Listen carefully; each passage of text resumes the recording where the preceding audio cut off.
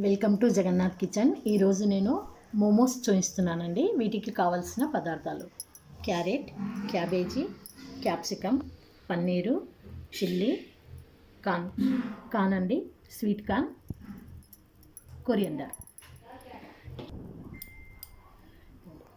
మైదా పిండిలో కొద్దిగా సాల్ట్ వేసి పిండిని తడుపుకుందామండి. పిండిని ఇలా తడుపుకున్న తర్వాత చూడండి, ఇంత సాఫ్ట్గా ఉండాలి. ఒక 10 మినిట్స్ మనం కాటన్ క్లాత్ కప్పేసి ఉంచుదామండి. అప్పటి వరకు వెజిటేబుల్ను ఫ్రై చేద్దాం. ముక్కుడులో తగినంత నూనె పోసుకుందామండి. ఇది పల్లి నూనె. కొద్దిగా జీలకర్ర అండి. ముందుగా క్యారెట్ను వేసుకుందాం. క్యాప్సికమ్ అన్నీ వేసి ఫ్రై చేసుకుందామండి. ఈ విధంగా ఫ్రై చేసుకుందామండి. ఇప్పుడు ఇందులోకి తగినంత ఉప్పు వేసుకుందామండి. పిండిలో కొద్దిగానే వేసాను, దీనికి తగినంత వేసుకుందాం.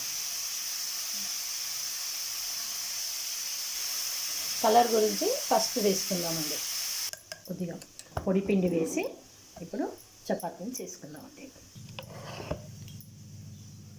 ఈ విధంగా మనం షేప్ వచ్చే విధంగా కట్ చేసుకుందామండి. వీటిని 4 భాగాలుగా చేసుకుందామండి. ఈ విధంగా వెజిటేబుల్స్ మొత్తం ఫ్రై అయ్యింటున్నాను.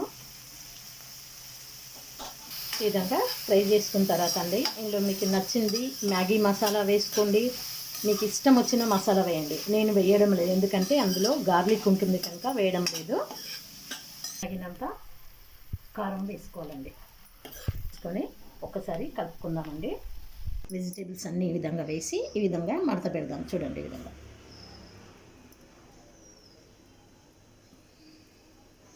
అన్నిటినీ ఈ విధంగా చేసి పెట్టుకుందామండి. ఈ విధంగా ఈ సైడ్స్ అన్నీ ఇలా పట్టేసుకొని ఈ విధంగా పక్క నుంచి వీటిని అన్నిటినీ జాయిన్ చేసుకోవాలి. ఇలా డీప్ ఫ్రై చేసుకుందామండి. ఈ మోమోస్ అండి, ఫ్రైడ్ మోమోస్. ఇది మేము మోమోస్లో చాలా రకాలు ఉంటాయి కదండి. స్వీట్ ఉంటుంది, హాట్ ఉంటుంది. ఇది నేను చూపించింది హాట్. ఈ విధంగా ఫ్రై ఉంది కదండి, దీన్ని కొంచెం తిప్పుకుంటూ తీసేసుకుందాం. ఇప్పుడు ఈ విధంగా జగన్నాథునికి నైవేద్యంగా పెట్టుకుందామండి. దీనికి మీకు నచ్చిన చట్నీతో తినొచ్చండి.